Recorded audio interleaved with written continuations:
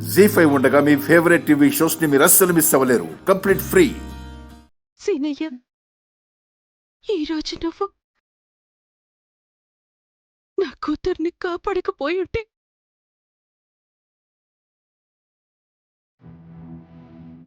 దాని జీవితం ఏమయ్యేదో తలుచుకుంటేనే భయం వేస్తోంది.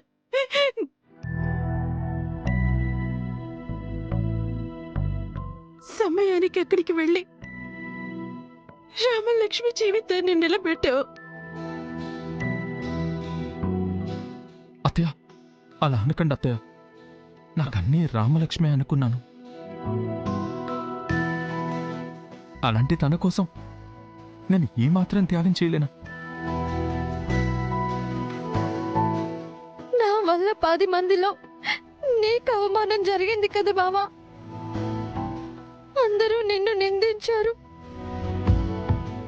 నాన్నగారి చేత కొరడా దెబ్బలు కొట్టించుకున్నావు. ఏంటి రామలక్ష్మి నువ్వు మాట్లాడుతుంది? నా మనిషిని నేను కాపాడుకున్నాను. అయినా కొట్టింది ఎవరు? మామయ్యే కదా. ఊరుకొండతే. నాకు దెబ్బలు తగిలినందుకు బాధ లేదు. నాకు శిక్ష పడినందుకు బాధ లేదు. కానీ వాణ్ణి చంపేయలేకపోయానన్న బాధ మిగిలిపోయింది. ఊరి జనం రాకపోతే వాడి అంతు చూసేవాణ్ణి.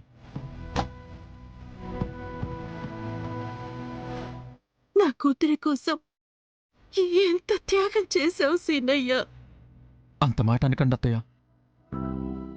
నేను నిజం బయటికి చెప్పుంటే రామలక్ష్మి పెళ్ళి ఆగిపోయేది, చదువు ఆగిపోయేది, భవిష్యత్తు లేకుండా పోయేది.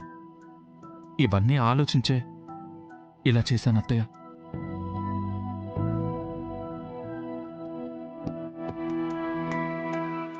ఆడపిల్ల జీవితం చాలా విలువైంది. చెప్పాలనుకుంటే ఆద్య మీద కెమికల్ అటాక్ చేసినప్పుడే చెప్పేవాణ్ణి.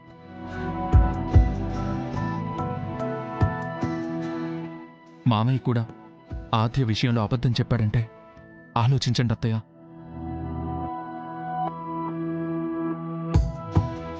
పెళ్లి కావాల్సిన ఆడపిల్ల మీద నింద పడకూడదని ఆ రోజు మామయ్య చేసిన పని ఈరోజు నేను చేశాను.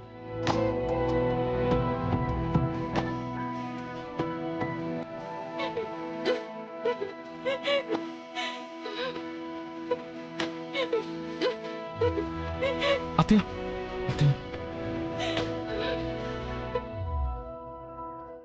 అత్తయ్య, నేను మిమ్మల్ని చిన్నప్పటి నుంచే తల్లిదండ్రులు అనుకున్నాను.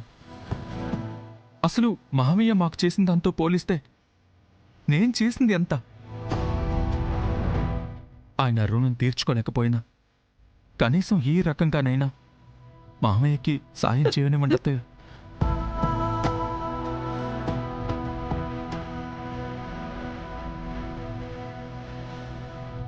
జీ5 యాప్ డౌన్లోడ్ చేసి అన్ని ఎపిసోడ్స్ పూర్తి ఉచితంగా చూడండి.